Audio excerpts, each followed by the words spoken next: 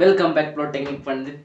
आपका स्वागत है आपके प्रोटेक्निक पंडित परिवार में। आप जुड़ चुके हैं हमारे साथ और आज बात होने वाली है किसकी? Agriculture production, principle of agriculture production के साथ। जैसा कि हम आपके लेके आए हैं फिर से एक बार और प्रिंसिपल ऑफ एग्रीकल्चर प्रोडक्शन, जो कि हम आपको बताने वाले हैं और पढ़ाने वाले हैं। इससे पहले हमने सेकेंड यूनिट का फर्स्ट लेक्चर कंप्लीट कर लिया, तो आप जाकर उसको देखिए। और इससे पहले 1 यूनिट तो पूरा खत्म है अपना, ठीक है। तो हम लोग सेकेंड यूनिट का सेकेंड लेक्चर आज स्टडी करने वाले हैं। तो इसमें बहुत सारे तथ्यों को हम पढ़ रखे थे। हमने पिछले लेक्चर में आप लोगों को होरिजन के तक पढ़ा कर रखा था, होरिजन तक बताया था कि भाई होरिजन क्या होता है, ठीक है। सॉइल होरिजन क्या होता है, और ओ होरिजन के पास थे, ठीक है। ओ होरिजन बता रहे थे लेकिन कुछ इशू के कारण छूट गया था। तो चलिए ओ होरिजन को थोड़ा सा कवर करते हुए आगे हम लोग बढ़ जाएंगे। तो जैसा कि हम लोग ओ होरिजन देख रहे थे, क्या देख रहे थे? ओ होरिजन देख रहे थे, ठीक है। जैसा कि हम लोग ओ होरिजन देख रहे थे, तो ओ होरिजन के अंदर, ठीक है, ओ होरिजन के अंदर, ओ होरिजन के अंदर, ओ होरिजन के अंदर कहाँ गया हमारा ओ होरिजन? ये रहा आपके सामने ओ होरिजन। तो हम लोग ओ होरिजन के अंदर क्या पढ़ने वाले हैं तो देख लेते हैं। The top organism layer of the soil is dark in a color made of mostly, मतलब कि जो ओ होरिजन होगा उसका कलर कैसा होगा? डार्क होगा। उसका कलर कैसा होगा? डार्क होगा, ठीक है। किसका? ओ होरिजन का। देन उसमें क्या होगा? लिटिल मतलब बहुत छोटे छोटे ह्यूमस होगा। ह्यूमस क्या होता है? जो कि जमीन की उर्वरकता को बढ़ा देता है, मिट्टी की उर्वरकता को बढ़ा देता है, जिसमें फसल बहुत अच्छे पैमाने पे उग पाते हैं, उसको ह्यूमस बोलते हैं। तो जो ओ होरिजन होगा, ओ होरिजन में क्या होता है? ओरिजिन का जो सॉइल होता है वो डार्क कलर का होता है, ठीक है। और क्या होता है उसमें? मोस्टली कैसे पाए जाते हैं? तो छोटे छोटे क्या पाए जाते हैं? लिटिल ह्यूमस पाए जाते हैं। और वो किसी भी ऑर्गेनिज्म को डिकम्पोज कर देते हैं। कहाँ कर देते हैं? डिकम्पोज कर देते हैं। डिकम्पोज मतलब मिट्टी के अंदर घुला लेना, मिला देना, क्या कर देना? मिट्टी के अंदर समाहित कर लेना।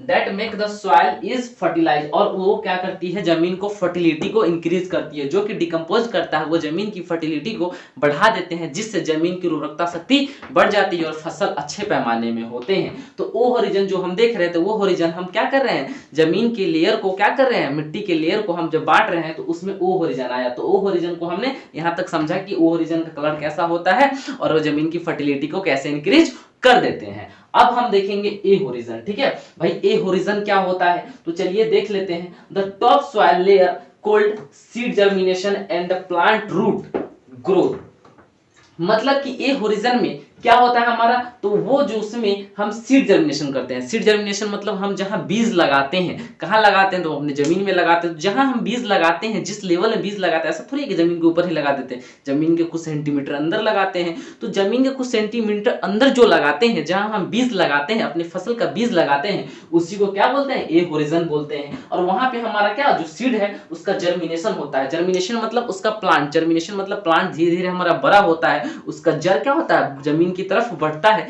जमीन की तरफ रूट का क्या होता है? ग्रोथ होता है। और क्या है? It made of a humus, और उस वहां पे क्या होता है? ह्यूमस होता है, जो कि जमीन की क्या बताया है, जमीन की उर्वरकता शक्ति को बढ़ा देता है, प्लांट की ग्रोथ को अच्छा कर देता है। तो वहां पे क्या होता है? It is made of a humus decompose organism matter. और जहां पे डिकम्पोज कोई भी ऑर्गेनिज्म मैटर, फर्टिलाइजर जहां पड़ा हो, वहां पे ऑर्गेनिज्म क्या होगा? मैटर होगा, जो कि किसको बढ़ा देगा? तो प्लांट की सीड की ग्रोथ को बढ़ा देगा। जो हमारा सीड लगाए थे प्लांट का, उसके सीड ग्रोथ को बढ़ा देगा। और क्या होगा? Mixed with the minerals particle, और उसमें मिनरल पार्टिकल्स मिल जाएंगे। मतलब कि उसमें जितने मिनरल्स पार्टिकल है वो हमारे प्लांट को मिलेगा। देन हमारा प्लांट क्या होगा? धीरे धीरे ग्रोथ कर जाएगा।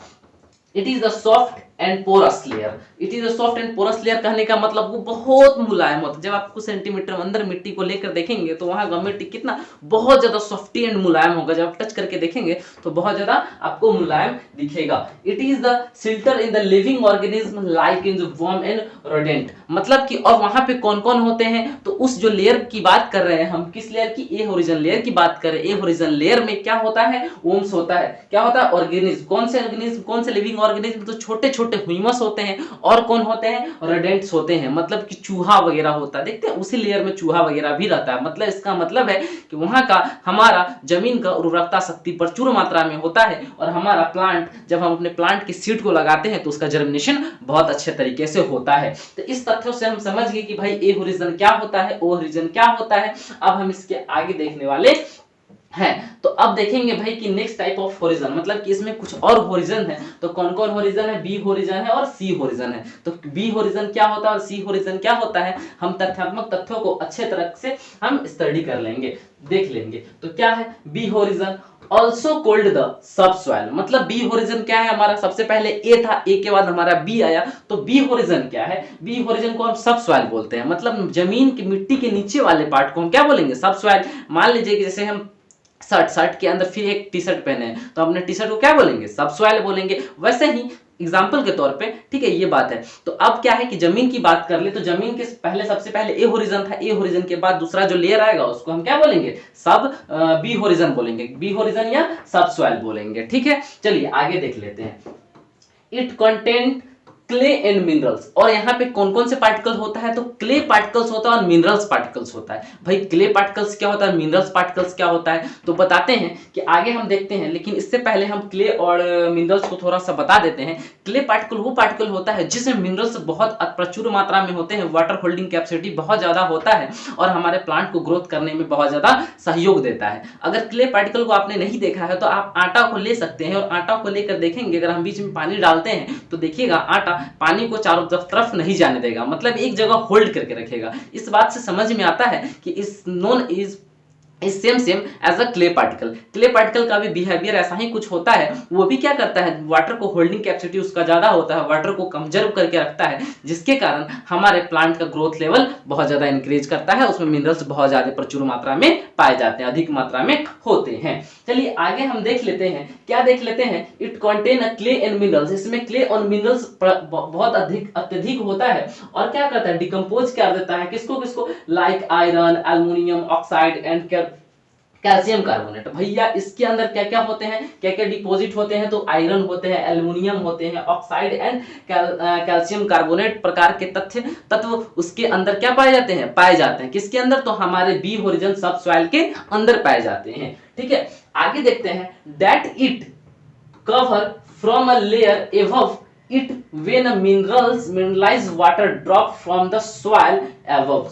मतलब कि भाई वो जो हमारा मिनरलाइज वाटर था वो कहां से आया, तो मान लीजिए क्या है कि बारिश हुआ, तो बारिश के थ्रू हमारा जो मिनरलाइज वाटर था वो जमीन के ऊपर, मतलब पहले ए होरिजन पे आया, ठीक है, लेयर पे आया, ए होरिजन पे आया, ए होरिजन से होते होते कहां आया, बी होरिजन के पास आया। तो ऊपर में जितना मिनरल्स था, ऊपर में जितना हमारा क्या था, ह्यूमस था, वो सारी चीज को कहां भेज दिया, वो बी होरिजन में, क्योंकि वो जो मिनरलाइज वाटर था क्या होगा, मिनरल्स को लेते हुए बी होरिजन के पास आ गया। तो जब बी होरिजन के पास आया गया तो बी होरिजन के पास सारे क्या है, मिनरल्स और प्रोटीन, मतलब आई मीन कि मिनरल्स और जितने भी ह्यूमस थे सब कहां चले गए, बी होरिजन के पास चले गए, जिसके कारण हमारा बी होरिजन में उर्वरकता शक्ति क्या हो गया, और बढ़ गई, फर्टिलिटी और बढ़ गई।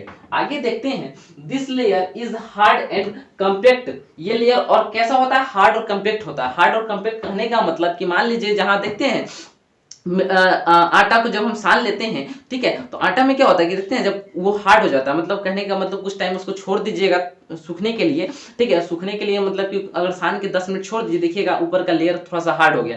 एज क्या होता है, बी होरिजन भी होता है, क्ले पार्टिकल्स भी होता है। जब उसको भी हम क्या, पानी होल्डिंग कैपेसिटी के बाद जब थोड़ा सा धूप पड़ने के बाद जो सूख जाता है तो उसका ऊपर वाला परत बहुत ज्यादा क्या हो जाता है, टाइट हो जाता है, हार्ड हो जाता है, सख्त हो जाता है। वही बात यहाँ बोला जा रहा है। तो this layer is the hard and compact root biggers layer existent tell is this layer. मतलब कि इतना ज्यादा उसका हार्ड लेयर हो जाता है कि उसमें रूट का मतलब क्या होना, इंक्रीज करना भी कभी कभी क्या हो जाता है, ये हो जाता है, मतलब कि नहीं हो पाता है। तो कैसे नहीं हो पाता, मतलब कि मान लीजिए कि अगर हम किसी भी चीज को इतना ज्यादा हार्ड कर दे जहां रूट ही नहीं जा पाए तो वो क्या हो जाएगा, बहुत ज्यादा हमारे लिए सफिशियंट नहीं होगा। तो क्या होता है, कभी कभी इसमें, मतलब कभी कभी नहीं, एक्चुअली में ऐसा इसका हार्ड और कंपैक्ट हो जाता है, जिसके कारण क्या होता है, अच्छा अब इसका एडवांटेज भी है, हार्ड रूट और कंपैक्ट होने के कारण इसका जो रूट है वो क्या करता है, प्लांट को जोर से पकड़ के रखता है। तो प्लांट का ये एडवांटेज हुआ ना, मतलब कि प्लांट का जो रूट है उसको पकड़ के रखेगा, तभी तो पेड़ वगैरह क्या हवा पानी आने पर जो हमारा पेड़